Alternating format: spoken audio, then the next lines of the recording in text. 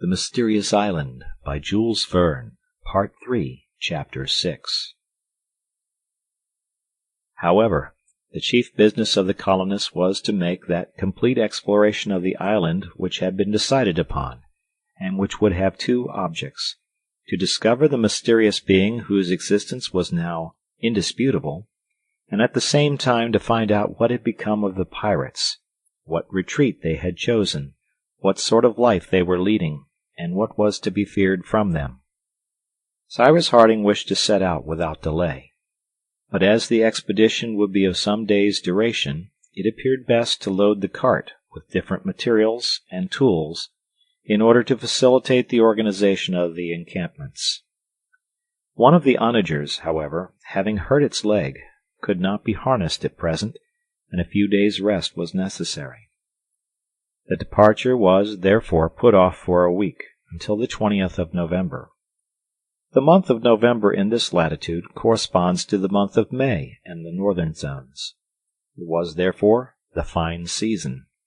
The sun was entering the Tropic of Capricorn, and gave the longest days in the year. The time was, therefore, very favorable for the projected expedition, which, if it did not accomplish its principal object, would at any rate be fruitful in discoveries, especially of natural productions, since Harding proposed to explore those dense forests of the far west, which stretched to the extremity of the Serpentine Peninsula. During the 9 days which preceded their departure, it was agreed that the work on Prospect Heights should be finished off. Moreover, it was necessary for Ayrton to return to the Corral, where the domesticated animals required his care. It was decided that he should spend 2 days there, and return to Granite House after having liberally supplied the stables. As he was about to start, Harding asked him if he would not like one of them to accompany him, observing that the island was less safe than formerly. Ayrton replied that this was unnecessary, as he was enough for the work, and that besides he apprehended no danger. If anything occurred at the Corral or in the neighborhood, he could instantly warn the colonists by sending a telegram to Granite House. Ayrton departed at dawn on the 9th, taking the cart drawn by one onager, and 2 hours after, the electric wire announced that he had found all in order at the Corral. During these 2 days, Harding busied himself in executing a project which would completely guard Granite House against any surprise. It was necessary to completely conceal the opening of the old outlet, which was already walled up and partly hidden under grass and plants, at the southern angle of Lake Grant. Nothing was easier, since if the level of the lake was raised 2 or 3 feet, the opening would be quite beneath it. Now, to raise this level, they had only to establish a dam at the 2 openings made by the lake, and by which were fed Creek Glycerin and Falls River. The colonists worked with a will, and the 2 dams, which besides did not exceed 8 feet in width by 3 in height, were rapidly erected by means of well-cemented blocks of stone. This work finished, it would have been impossible to guess that at that part of the lake there existed a subterranean passage through which the overflow of the lake formerly escaped. Of course, the little stream which fed the reservoir of Granite House and worked the lift had been carefully preserved, and the water could not fail. The lift once raised, this sure and comfortable retreat would be safe from any surprise.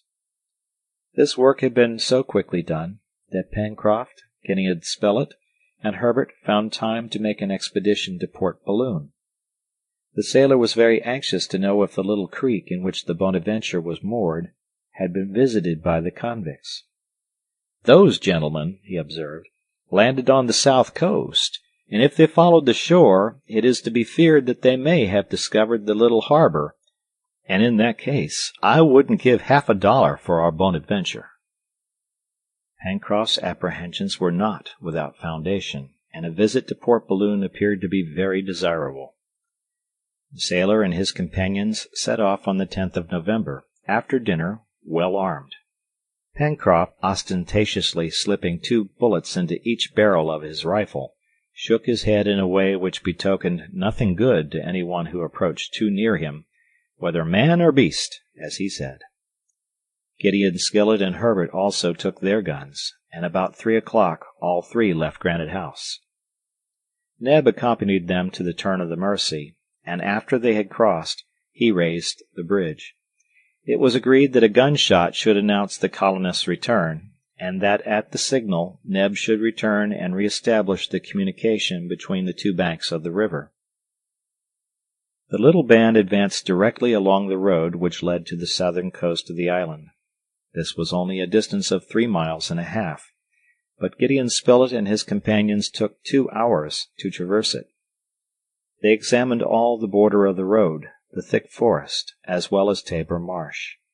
They found no trace of the fugitives, who, no doubt, not having yet discovered the number of the colonists, or the means of defense which they had at their disposal, had gained the less accessible parts of the island.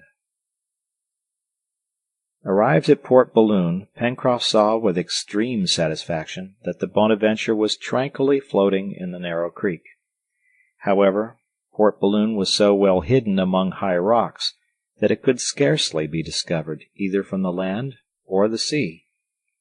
"Come," said Pencroft, "the blackguards have not been there yet. Long grass suits reptiles best, and evidently we shall find them in the far west."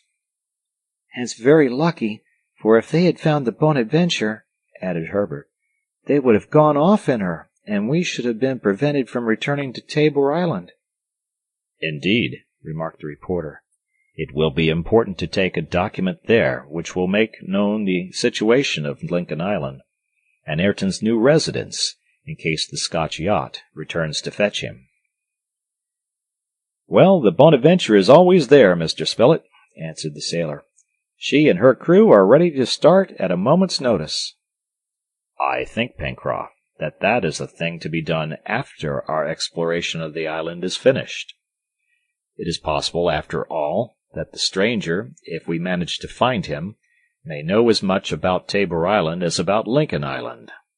Do not forget that he is certainly the author of the document, and he may, perhaps, know how far we may count on the return of the yacht." "But," exclaimed Pencroft, "who in the world can he be? The fellow knows us, and we know nothing about him. If he is a simple castaway, why should he conceal himself? We are honest men, I suppose, and the society of honest men isn't unpleasant to anyone. Did he come here voluntarily? Can he leave the island if he likes? Is he here still? Will he remain any longer?" Chatting thus, Pencroft, Gideon Spilett, and Herbert got on board and looked about the deck of the Bonadventure. All at once, the sailor, having examined the bits to which the cable of the anchor were secured, "Hullo!" he cried, "this is queer." "What is the matter, Pencroft?" asked the reporter. "The matter is that it was not I who made this knot." And Pencroft showed a rope which fastened the cable to the bit itself. "What? It was not you?" asked Gideon Spilett. "No, I can swear to it. This is a reef knot, and I always make a running bowline." "You must be mistaken, Pencroft." "I am not mistaken," declared the sailor. "My hand does it so naturally, and one's hand is never mistaken." "How can the convicts have been on board?" asked Herbert. "I know nothing about that," answered Pencroft. "But what is certain is that someone has weighed the Bonadventure's anchor and dropped it again. And look here, here is another proof. The cable of the anchor has been run out, and its service is no longer at the hawse-hole. I repeat that someone has been using our vessel." "But if the convicts had used her, they would have pillaged her, or rather gone off with her." "Gone off? Where to? To Tabor Island?" replied Pencroft. "Do you think they would risk themselves in a boat of such small tonnage?" "We must besides be sure that they know of the islet," rejoined the reporter. "However that may be," said the sailor, "as sure as my name is Bonadventure Pencroft of the Vineyard, our Bonadventure has sailed without us."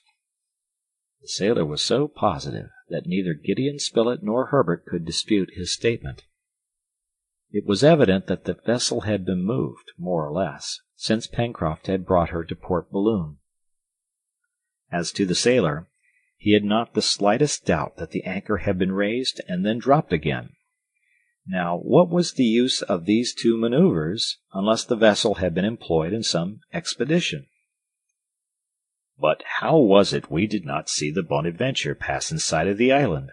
observed the reporter, who was anxious to bring forward every possible objection. "Why, Mr. Spilett," replied the sailor, "they would only have to start in the night with a good breeze, and they would be out of sight of the island in 2 hours. "Well," resumed Gideon Spilett, "I ask again, what object could the convicts have had in using the Bonadventure, and why, after they had made use of her, should they have brought her back to port?" "Why, Mr. Spilett," replied the sailor, "we must put that among the unaccountable things, and not think anything more about it. The chief thing is that the Bonadventure was there, and she is there now. Only, unfortunately, if the convicts take her a second time, we shall very likely not find her again in her place." "Then, Pencroft," said Herbert, "would it not be wisest to bring the Bonadventure off to Granite House?" "Yes and no," answered Pencroft. "Or rather, no. The mouth of the Mercy is a bad place for a vessel, and the sea is heavy there." "But by hauling her up on the sand, to the foot of the Chimneys?" "Perhaps yes," replied Pencroft. "At any rate, since we must leave Granite House for a long expedition, I think the Bonadventure will be safer here during our absence, and we shall do best to leave her here until the island is rid of those blackguards." "That is exactly my opinion," said the reporter. "At any rate, in the event of bad weather, she will not be exposed here as she would be at the mouth of the Mercy." "But suppose the convicts pay her another visit?" said Herbert. "Well, my boy," replied Pencroft, "not finding her here, they would not be long in finding her on the sands of Granite House, and during our absence nothing could hinder them from seizing her. I agree, therefore, with Mr. Spilett, that she must be left in Port Balloon. But if on our return we have not rid the island of those rascals, it will be prudent to bring our boat to Granite House, until the time when we need not fear any unpleasant visits." "That's settled. Let us be off," said the reporter. Pencroft, Herbert, and Gideon Spilett, on their return to Granite House, told the engineer all that had passed, and the latter approved of their arrangements both for the present and the future. He also promised the sailor that he would study that part of the channel situated between the islet and the coast, so as to ascertain if it would not be possible to make an artificial harbor there by means of dams. In this way the Bonadventure would be always within reach, under the eyes of the colonists, and if necessary, under lock and key. That evening a telegram was sent to Ayrton, requesting him to bring from the corral a couple of goats, which Neb wished to acclimatize to the plateau. Singularly enough, Ayrton did not acknowledge the receipt of the dispatch, as he was accustomed to do. That could not but astonish the engineer. But it might be that Ayrton was not at that moment in the corral, or even that he was on his way back to Granite House. In fact, 2 days had already passed since his departure, and it had been decided that on the evening of the 10th, or at the latest the morning of the 11th, he should return. The colonists waited, therefore, for Ayrton to appear on Prospect Heights. Neb and Herbert even watched at the bridge, so as to be ready to lower it the moment their companion presented himself. But up to 10 in the evening there were no signs of Ayrton. It was, therefore, judged best to send a fresh dispatch, requiring an immediate reply. The bell of the telegraph at Granite House remained mute. The colonists' uneasiness was great. What had happened? Was Ayrton no longer at the corral? Or if he was still there, had he no longer control over his movements? Could they go to the corral in this dark night? They consulted. Some wished to go, the others to remain. "But," said Herbert, "perhaps some accident has happened to the telegraphic apparatus, so that it works no longer?" "That may be," said the reporter. "Wait till tomorrow," replied Cyrus Harding. "It is possible, indeed, that Ayrton has not received our dispatch, or even that we have not received his." They waited, of course not without some anxiety. At dawn of day, the 11th of November, Harding again sent the electric current along the wire, and received no reply. He tried again. The same result. "Off to the corral," said he. "And well armed," added Pencroft. It was immediately decided that Granite House should not be left alone, and that Neb should remain there. After having accompanied his friends to Creek Glycerine, he raised the bridge, and, waiting behind a tree, he watched for the return of either his companions or Ayrton. In the event of the pirates presenting themselves and attempting to force the passage, he was to endeavor to stop them by firing on them, and as a last resource he was to take refuge in Granite House, where, the lift once raised, he would be in safety. Cyrus Harding, Gideon Spilett, Herbert, and Pencroft were to repair to the corral, and if they did not find Ayrton, search the neighboring woods. At 6 o'clock in the morning, the engineer and his 3 companions had passed Creek Glycerine, and Neb posted himself behind a small mound crowned by several dragon trees on the left bank of the stream.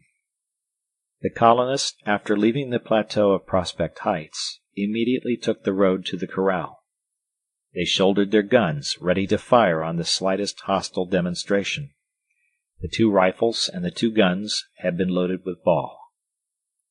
The wood was thick on each side of the road, and might easily have concealed the convicts, who, owing to their weapons, would have been really formidable. The colonists walked rapidly and in silence. Top preceded them, sometimes running on the road, sometimes taking a ramble into the wood, but always quiet and not appearing to fear anything unusual. And they could be sure that the faithful dog would not allow them to be surprised, but would bark at the least appearance of danger. Cyrus Harding and his companions followed beside the road the wire which connected the corral with Granite House. After walking for nearly 2 miles, they had not as yet discovered any explanation of the difficulty. The posts were in good order, the wire regularly extended. However, at that moment the engineer observed that the wire appeared to be slack, and on arriving at post number 74, Herbert, who was in advance, stopped, exclaiming, "The wire is broken!" His companions hurried forward, and arrived at the spot where the lad was standing. The post was rooted up and lying across the path. The unexpected explanation of the difficulty was here, and it was evident that the dispatches from Granite House had not been received at the corral, nor those from the corral at Granite House. "It wasn't the wind that blew down this post," observed Pencroft. "No," replied Gideon Spilett. "The earth has been dug up round its foot, and it has been torn up by the hand of man." "Besides, the wire is broken," added Herbert, showing that the wire had been snapped. "Is the fracture recent?" asked Harding. "Yes," answered Herbert. "It has certainly been done quite lately." "To the corral! To the corral!" exclaimed the sailor. The colonists were now halfway between Granite House and the corral, having still 2 miles and a half to go. They pressed forward with redoubled speed. Indeed, it was to be feared that some serious accident had occurred in the corral. No doubt, Ayrton might have sent a telegram which had not arrived, but this was not the reason why his companions were so uneasy, for, a more unaccountable circumstance, Ayrton, who had promised to return the evening before, had not reappeared. In short, it was not without a motive that all communications had been stopped between the corral and Granite House, and who but the convicts could have any interest in interrupting this communication? The settlers hastened on, their hearts oppressed with anxiety. They were sincerely attached to their new companion. Were they to find him struck down by the hands of those of whom he was formerly the leader? Soon they arrived at the place where the road led along the side of the little stream which flowed from the Red Creek and watered the meadows of the corral. They then moderated their pace so that they should not be out of breath at the moment when a struggle might be necessary. Their guns were in their hands, ready cocked. The forest was watched on every side. Top uttered sullen groans which were rather ominous. At last, the palisade appeared through the trees. No trace of any damage could be seen. The gate was shut as usual. Deep silence reigned in the corral.